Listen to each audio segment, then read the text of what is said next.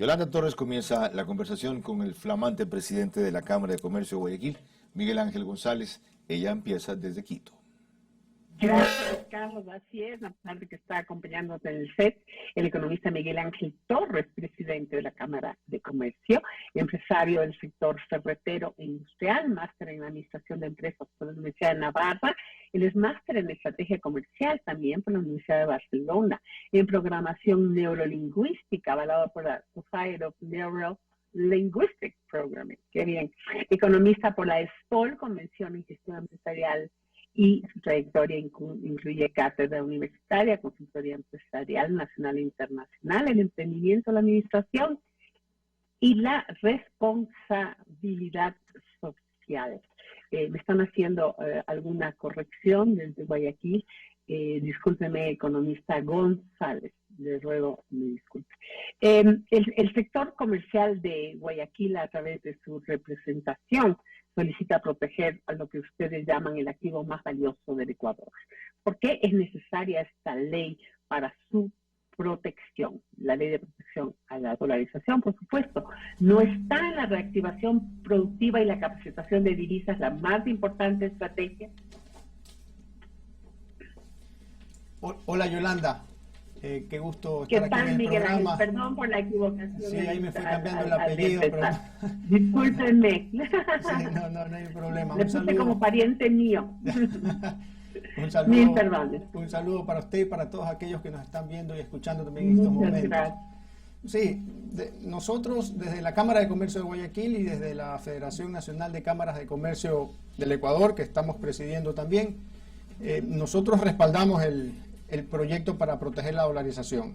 Es algo positivo para la economía en general y lo más importante es que genera tranquilidad en el sector productivo y por eso nosotros lo respaldamos. El sector productivo, el sector empresarial en general, para poder funcionar bien, para poder crecer, para poder invertir, necesita que haya certeza, que haya certidumbre. Certeza para planificar, certeza para invertir, certeza para poder, obviamente, realizar pues todas las actividades que normalmente el sector empresarial realiza. Y si no hay esa confianza, pues obviamente no hay inversión, la gente no se lanza a invertir. Entonces, si no hay inversión, pues obviamente tampoco hay reactivación como todos la queremos. Entonces nosotros creemos que es fundamental que exista tranquilidad y certezas en el sector productivo. Si queremos generar más inversión en una coyuntura como la que estamos, tenemos que asegurar la dolarización y darle pues al sector empresarial, al sector productivo esa tranquilidad. Yo vengo recibiendo desde hace ya varios meses llamadas de varios representantes de empresas internacionales radicadas acá en el país y también fuera del país, que preguntan justamente sobre este tema. ¿Qué va a pasar con la dolarización?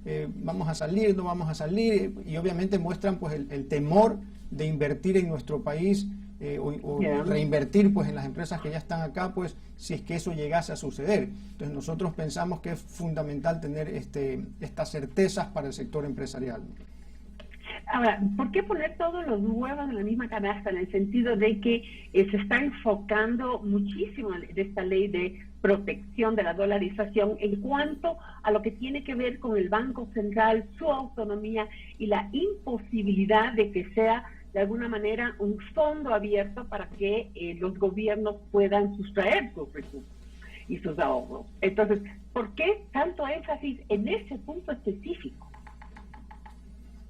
Bueno, es el tema que en estos momentos, pues obviamente se presentó el proyecto de ley, digamos, nosotros lo respaldamos y por eso estamos poniendo énfasis. No es que para proteger o fortalecer la dolarización se necesite solamente ese proyecto, hay que acompañar otros elementos de la economía para que la dolarización realmente surta el efecto como todos quisiésemos.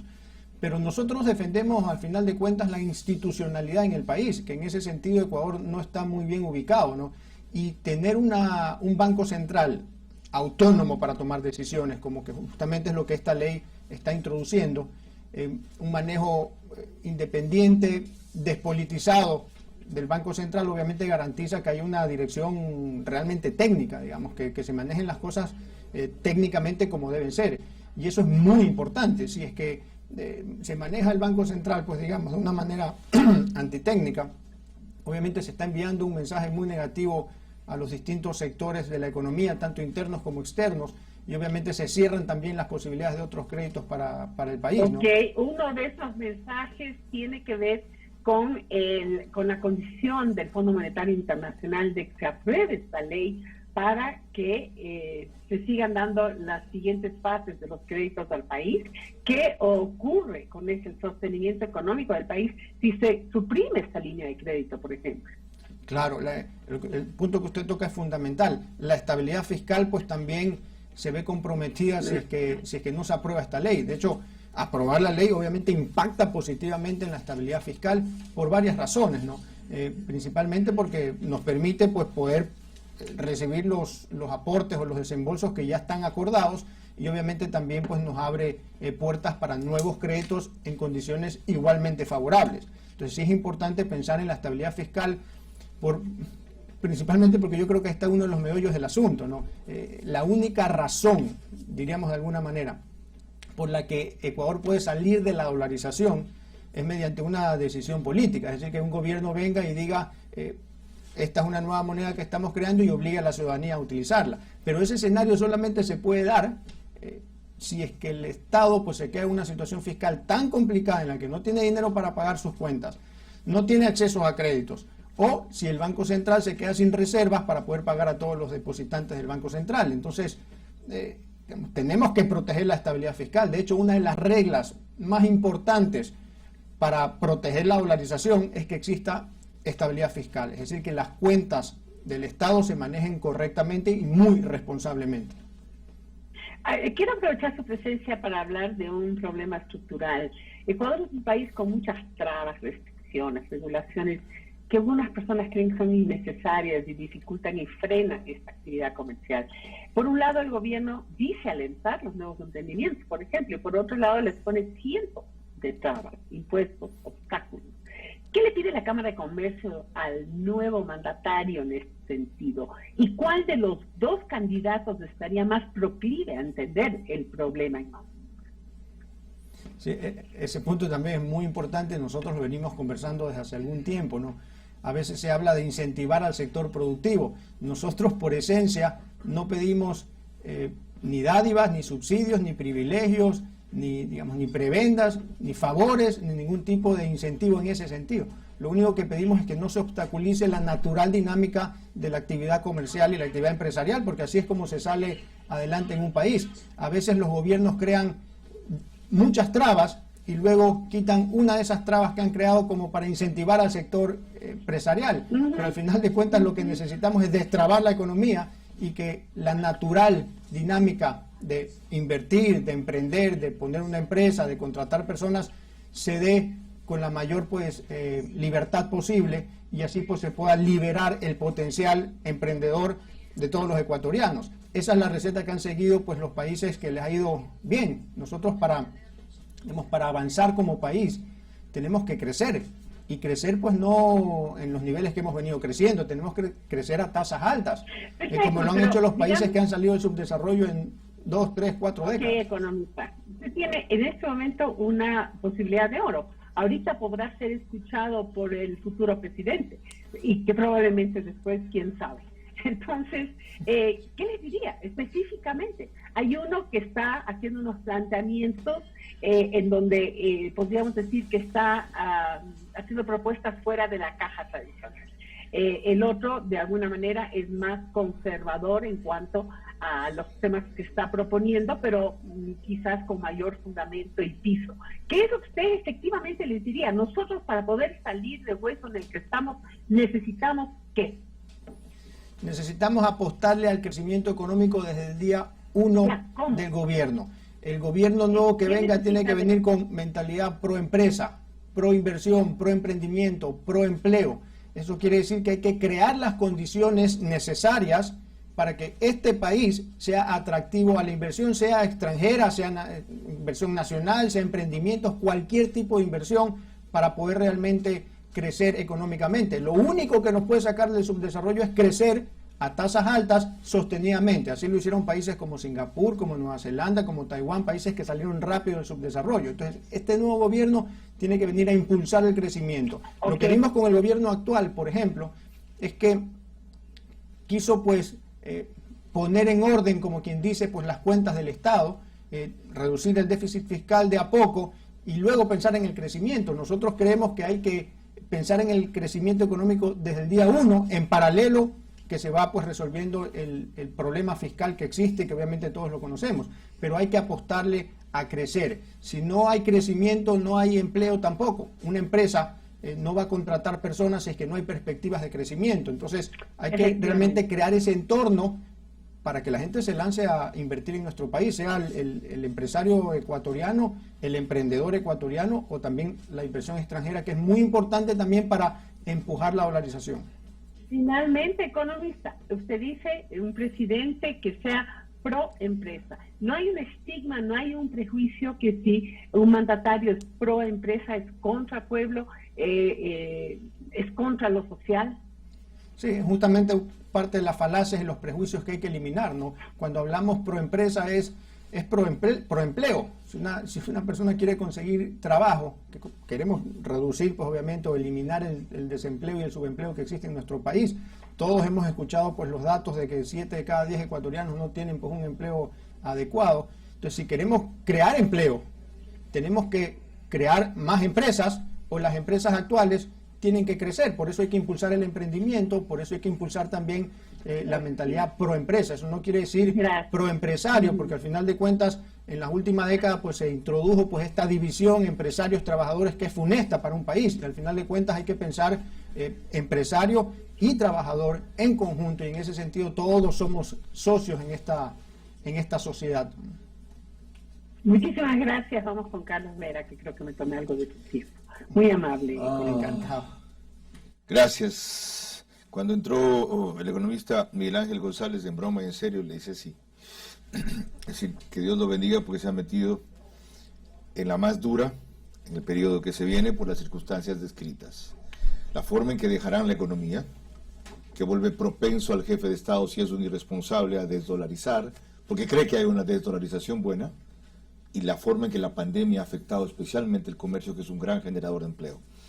Quisiera que empecemos por allí, para luego ver a dónde vamos a llegar. ¿Cuántos afiliados tienen ustedes en la Cámara? Más de 10.000 socios. ¿Esos cuántos empleos directos aproximadamente significan? A ver, nosotros más o menos de las ventas totales, de los últimos datos, más o menos el 30% de las ventas de los afiliados a la Cámara de Comercio de Guayaquil. Y del empleo también estamos hablando pues de, no me acuerdo la última cifra que tenía, pero más o menos pongámosle 300.000, 350.000. ¿Empleos directos e indirectos? No, directos. ¿De la Cámara, de esos 10.000 afiliados? Asociados. ¿En serio? Sí, sí. Hay empresas grandes que tienen empleo grande. El empleo es la principal fuente de empleo formal de nuestro país. Ya, yo lo sé. Es decir, de los 5,5 millones de personas más o menos que tienen empleo formal, 9 de cada 10 genera el sector privado. ¿Cuánto se han caído las ventas en este año, ya sea en cifras o en proporción, de los afiliados de ustedes, de lo que miden, de esos 10.000? A ver, la caída en ventas en el año pandemia, en comparación al año anterior a la pandemia, estamos hablando de 30.000 millones de dólares. La caída. La caída. 30.000 millones de dólares. Millones de dólares. De 150.000 o 160.000, digamos. Solamente de ese grupo de 10.000 afiliados. No. De todo el sector comercial. El sector, digamos, las ventas del país. Ah, ok, ya. Del sector comercial estamos hablando más o menos 12.000 millones de dólares. Ok, el 30% de eso. Sí, un poco más. El sector comercial genera más o menos el 40%, 45% de las ventas del país. Y para tener una idea del volumen de la cifra, el Producto Interno Bruto del país anda por 100.000 millones de dólares. El Producto Interno Bruto, no las ventas. Las no ventas las siempre ventas. Un poco más, sí. Correcto, ya, siga. ¿Y? Entonces, más o menos el 12% es, 12.000 millones es el sector comercial. Y de ahí pues no está hecha la división de cuánto exactamente de Guayaquil, pero más o menos podemos hacer una estimación. Ya. Pero sí, el golpe es sumamente duro. ¿Eso qué nivel de desempleo o de despidos generó?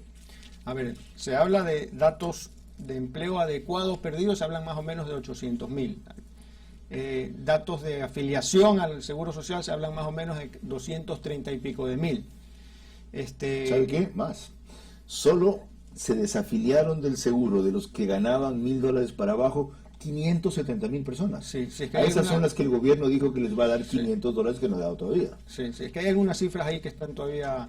Por conciliarse. Sí, por conciliarse. Por eso ponía algunas cifras, hay una diferencia bastante grande. Ahora, yo creo que aquí lo importante es empezar a verlo ya desde una perspectiva positiva, ¿no? Si nosotros comparamos enero y febrero de este año en comparación al año prepandemia, sigue habiendo una caída, más o menos del 10%, pero ya no es la misma caída general. Es decir, está habiendo una recuperación en el comercio y eso es positivo. Okay. Es decir, si en enero del año pasado se vendieron 100 millones, en enero de este año se vendieron 90. Correcto. Después del año de pandemia. Así es. Fenomenal. Así es. ¿Qué más? Sí. ¿Qué otros aspectos positivos? Ahora, ¿por qué es positivo? Porque, digamos, esa es la esencia del sector comercial y del sector productivo en general, ¿no? El empresario tiene que todos los días salir a trabajar, pase, lo que suceda en el entorno o los problemas que tenga en su propia actividad, tiene que salir a trabajar. Y todos, de lo que conversamos día a día con los comerciantes, todos tienen este espíritu de recuperar los tiempo perdido y recursos perdidos. Entonces, ese espíritu hace que las cosas se vayan mejorando. Es decir, trabajar el doble para ganar la mitad o ganar lo mismo que se ganaba antes. Ese es el espíritu empresario. No perder, ganar menos, pero seguir para después ganar más. Okay. Exactamente. Hecho ese antecedente, para mí era importante esta radiografía rápida del sector comercial. Voy a lo del domingo. ¿Qué exigen de ustedes del candidato que los representa y que sin duda es más Lasso que Arauz? ¿Qué esperan que proponga, que diga, que clarifique para que le dé una señal al sector comercial del país? El sector comercial, el sector productivo siempre necesita esa confianza de que aquí se apuesta al sector productivo en general, ¿no? Bueno, por parte de él lo va a decir, pero específicamente para el comercio, ¿cuál es el mensaje? Por ejemplo, menos impuestos, bajar aranceles, ¿qué? Sí, para ponerle orden, digamos, nosotros hablamos de crear un entorno atractivo a la inversión. Y eso implica, pues, por ejemplo, empezar comparándonos con el ranking del Doing Business a nivel mundial. ¿Qué tan fácil es hacer negocios en nuestro país? No estamos bien rankeados, estamos mal y hay bastantes cosas que mejorar. Por ejemplo, hace un rato que hablábamos de la ley de la defensa de la dolarización, que es importante la institucionalidad. En otro de los índices mundiales, índice de competitividad global, en institucionalidad Ecuador está en el puesto 106 de 141. Así ¿Qué importa la institucionalidad? Confianza. Eso genera confianza de que las cosas se van a hacer bien a todas las personas, especialmente a aquellos que invierten.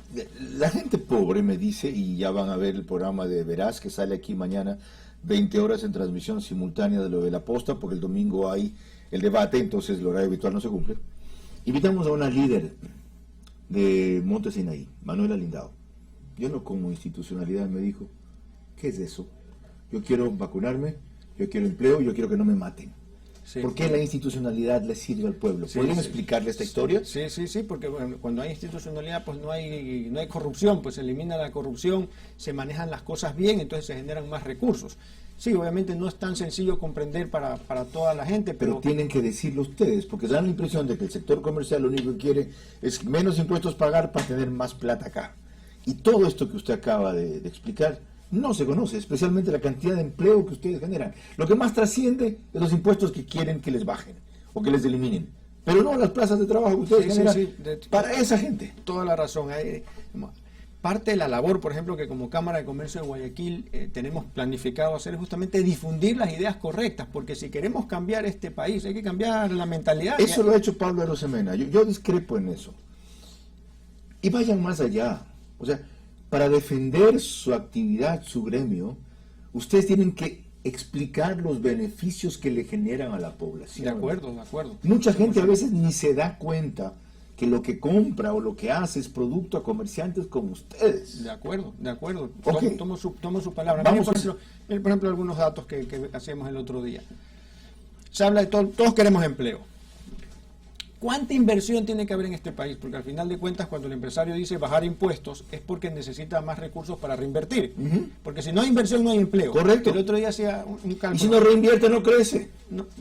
Tiene que ampliar el negocio, poner más sucursales, más personal, más tipo de muestras, más productos, diversificar su trabajo. Crear un empleo cuesta plata.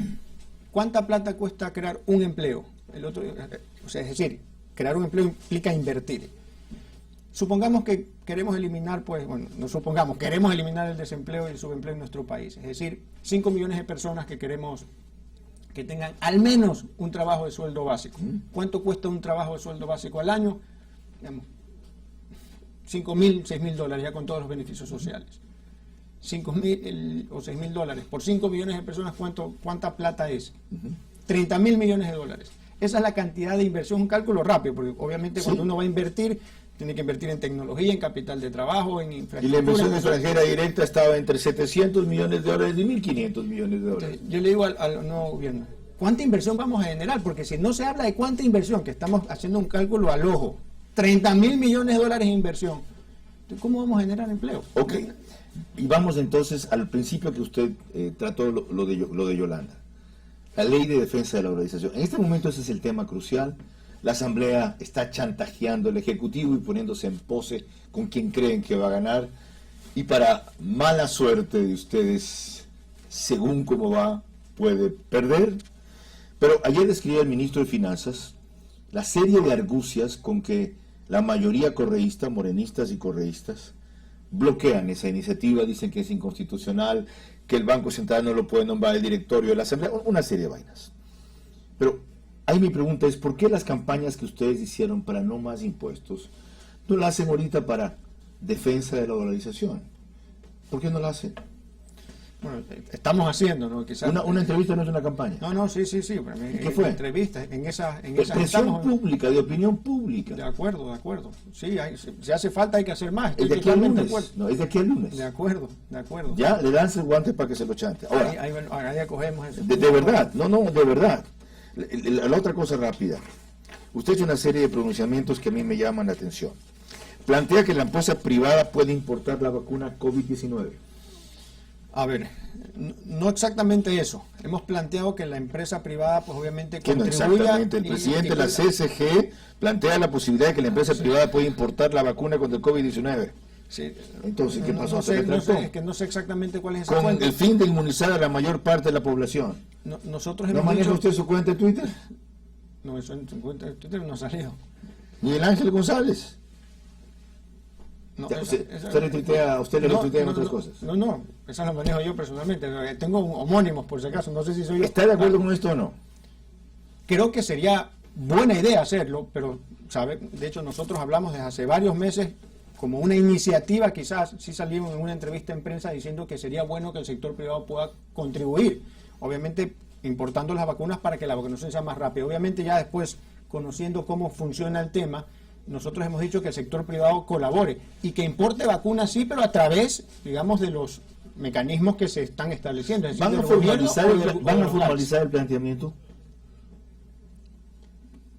¿Formalizar qué? ¿El planteamiento de que se considere la posibilidad de que la empresa privada importe vacunas? Sí, lo que pasa es que eso no depende exactamente de, digamos, ya sé del que gobierno. depende de ustedes. Nosotros hemos dicho, importamos a través de quien haya que importar. Entonces, a ver, si va a importar el gobierno o los GATS, que eso ya todos conocemos lo que está pasando, nosotros ponemos recursos para contribuir con la vacunación y vacunar a nuestros trabajadores y a la familia de nuestros trabajadores.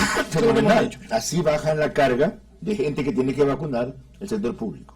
Exactamente. O sea, yo no he dicho que el sector privado tiene que importar directamente. Aclarado, no, yo no dije que ha dicho eso. Okay, ya. Dije que usted apoya la posibilidad de que la empresa privada importe la vacuna. Lo otro, hay un tema interesantísimo, la Bolsa de Empleo Municipal de Guayaquil.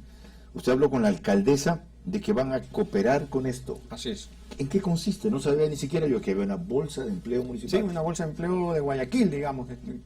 Alcaldía de Guayaquil, Cámara de Comercio de Guayaquil, donde vamos a juntar, digamos, trabajadores con, digamos, las ofertas laborales, ¿no?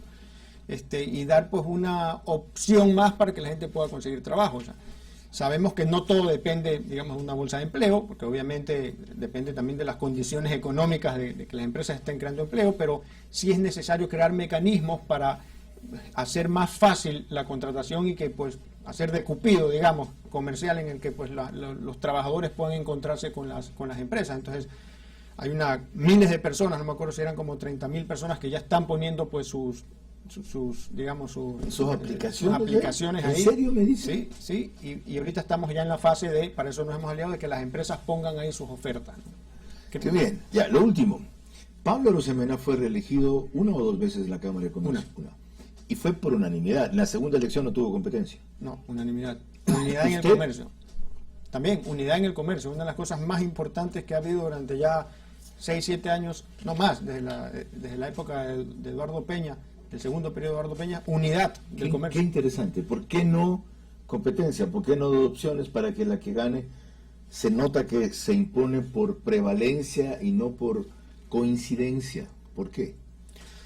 Se dan las cosas cuando hay respaldo del sector comercial, cuando se ve que las cosas se están haciendo bien y que vamos en la línea correcta, pues digamos, hay unanimidad y están dispuestos que esa sea la persona o esa corriente sea la que debe liderar la Cámara de Comercio. Es un punto muy importante, la verdad, esa unidad es necesaria. Se la merecen. Usted ha sido y es de la línea de Pablo Arosemena y le están dando continuidad a esa gestión. Correcto. Que puede haber tenido errores, que puede y debe haber tenido vacíos, pero que fue sobresaliente.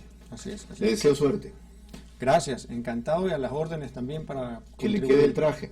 Sí, sí, no, por supuesto, estamos, digamos, con toda la motivación, pues con todas las ganas, la vara.